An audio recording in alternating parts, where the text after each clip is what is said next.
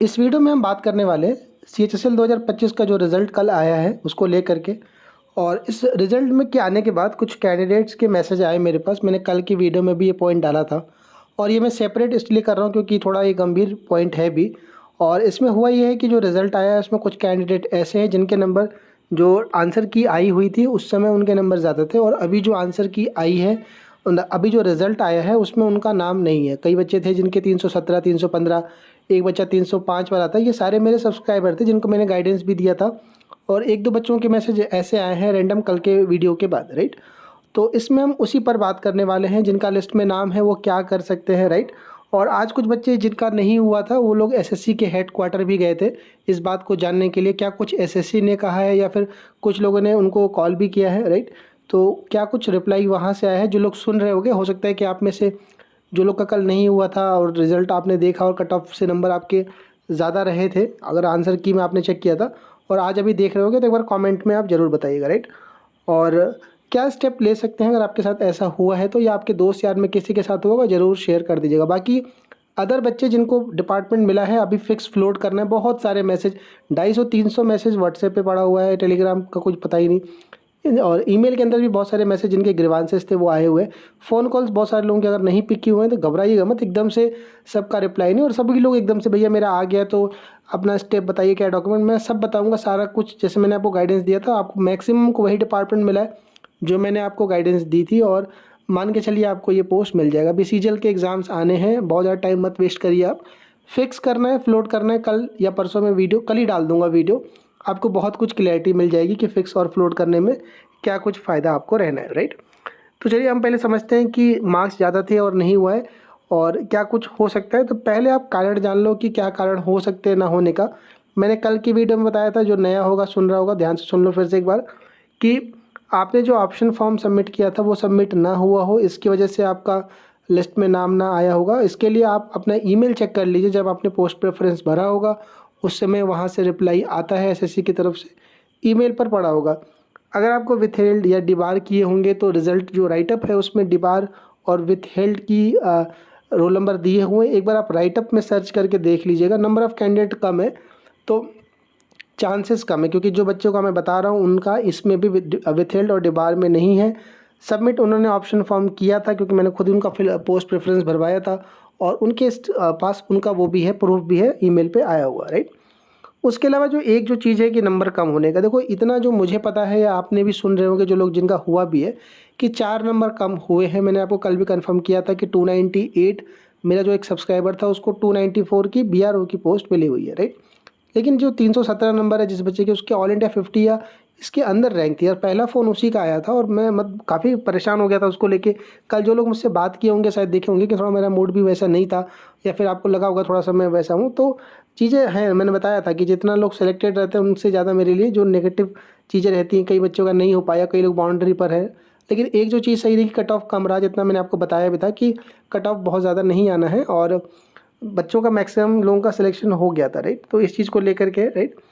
और अब सवाल उठता है कि आपकी जो रिजेक्शन का कारण है ये जानना पहले तो मेन ज़रूरी है, राइट।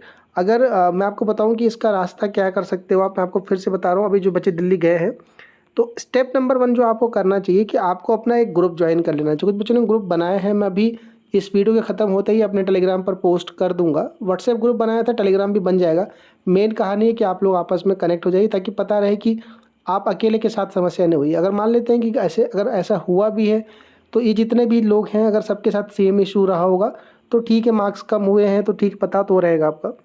दूसरा जो काम करिए कि एक right to information RTI SSC headquarter में फाइल करिए। आरटीआई में आप ये लिखिए कि आपका नाम ये है, आपका रोल नंबर ये है, आपका जो एग्ज़ाम है वो CHSL 2025 है, जिसमें टियर 2 का आंसर की आने के बाद जब आपने चेक किया आपके मार्क्स इतने बनने थे, आपने पोस्ट प्रेफरेंस फिल किया, आपका ऑप्शन भी सबमिट हो गया था, लेकिन रिजल्ट आने के बाद लिस्ट में नाम नहीं है, कृपया मेरा इसका रीज़न बताएं कि मेरा सिलेक्शन क्यों नहीं हो पाया, राइट। आरटीआई फाइल करने के बाद क्या है कि ये एक सॉलिड रिप्लाई रहता है, इसमें वो कुछ भी नहीं लिख सकते।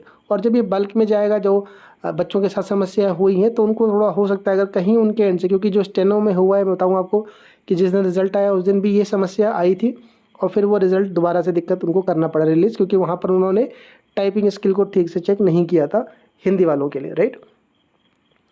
अब जो लोग दिल्ली के आसपास के हैं वो ये कर सकते हैं कि एसएससी के हेडक्वार्टर चले जाइए। देखो आज एक बच्चा गया था, मेरा सब्सक्राइबर था, मैंने उसको बोला, वहीं पास में ही था। तो एसएससी के हेडक्वार्टर में जब वो गया तो उसका एप्लीकेशन लिया, उन्होंने कहा कि ठीक है आप अपना एप्लीकेशन लिख के दे दीजिए, एडमिट कार्ड वगैरह हम अंदर भेज देते। मिलने नहीं दिया किसी से और कहा कि जो भी होगा इसका आपको रिप्लाई हम बता देंगे, राइट।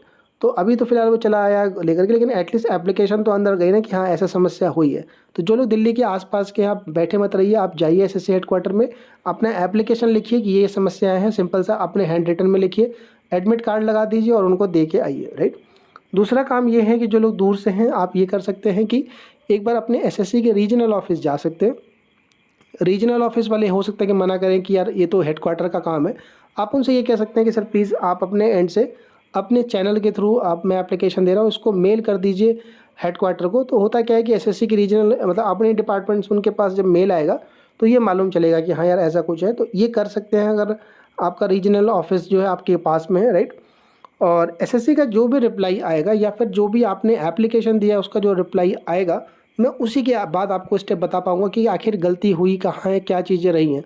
और इसीलिए मैं कहा है कि जो लोग का नहीं हुआ है, क्योंकि देखो चीज़ें इतना आसान नहीं है। हम इन चीज़ों को छोड़ देते, चलो यार नहीं हुआ, गलती हो गया, लेकिन चीज़ें छोड़ने वाली नहीं है। आप भी समझ रहे हो, जो जिनका हो भी गया है वो भी जानते हैं यार कि चीज़ें इतना आसान नहीं है, इतने साल वेट करना।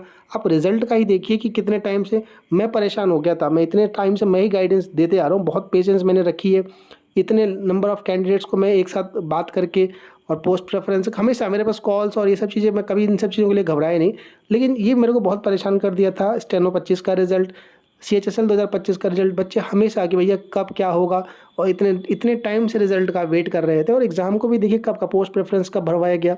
तो टाइम लगता है, समय लगता है, आपकी एनर्जी है, साल है आपका, है ना। और मेन आपका भरोसा ख़त्म हो जाएगा ना। मेन मेरा ये कहने का है कि अगर एक बच्चे का नहीं हो पाता 317 नंबर लाने के बाद ऑल इंडिया 100 रैंक के अंदर, तो वो कैसे भरोसा करेगा कि सीजीएल में अगर वो तैयारी करके दे रहा है तो उसका इस वाले पे हो पाएगा कि नहीं हो पाएगा।